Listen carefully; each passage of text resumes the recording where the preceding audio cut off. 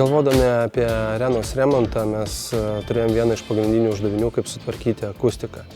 Kažkur prieš 2 mėnesius mes jau darėm pristatymą renginių organizatoriams, bet tai buvo daugiau tokia prezentacijos forma ir negalėjom to techniškai, fiziškai parodyti. Tai pagaliau pavyko, arena atsidarė, atsiranda aktyvus renginių tinklelis ir mes nusprendėme renginių organizatorius arba visus kitus specialistus, kurie dirba prie renginio, pasikviesti gyvai, kad jie galėtų pagerėjusią arenos akustiką įvertinti fiziškai.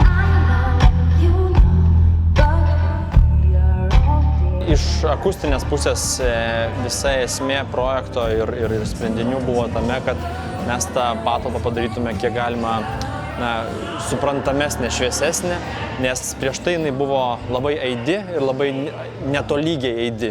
Tai pats pirminis uždavinys yra nuleisti aidėjimą į apačią, antras yra ištolyginti jį, kad jisai būtų kiek galima tolygesnis prie visų dažnių diapazonų.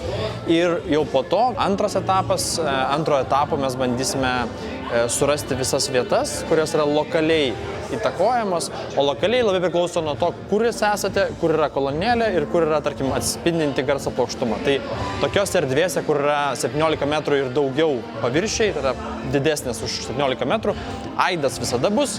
Klausimas tiesiog, kaip mes žaisime su juo, kaip panaudosime įgarsinimo sistemą, žiūrovo vietą ir tas plokštumas, kurios gali sukurti tą aidą.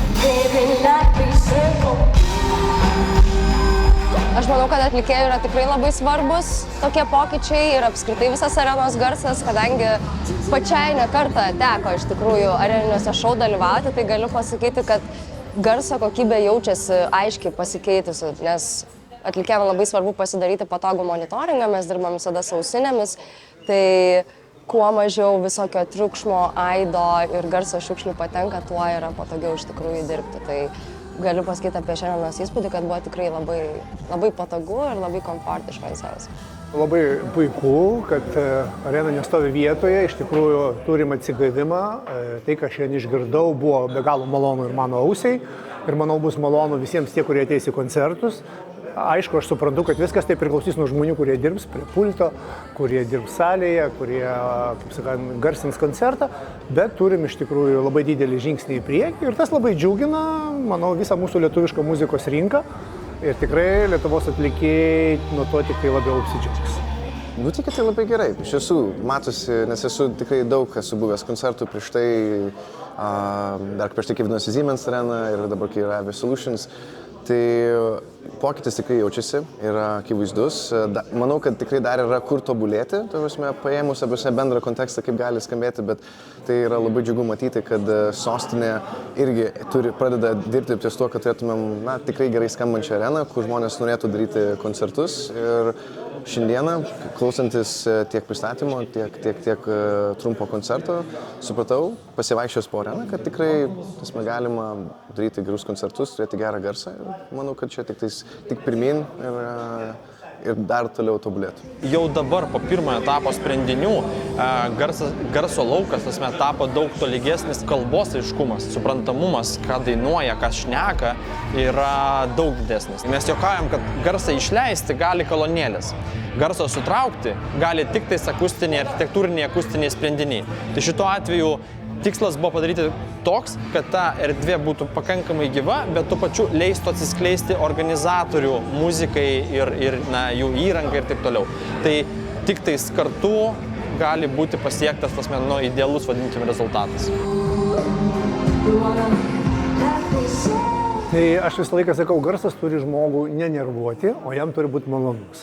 Jeigu jūs atsisėdate kėdėje ir galite kalbėti su žmogumi, bet skamba garsas garsiai, tai, kaip sakau, yra labai didelis pliusas. Tai panašu, kad salė įgavo šitos dalykus ir, manau, laikui bėgant žmonės jausis visai kitaip, negu būdavo anksčiau šitoj salėje.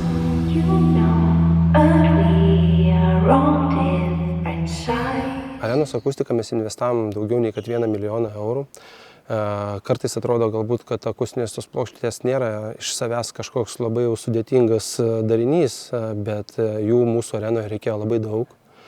į jas sukabinus mes gavom svorį panašiai apie 20 tonų, o tokį svorį laikyti reikalingas ir stiprus konstruktyvas. Tai mes dar privalėjom stiprinti ir patį stogo konstruktyvą, tai yra metalinės konstrukcijos, sijos ir taip toliau. Tai visas mums akustikos projektas kainavo daugiau nei 1 milijoną eurų.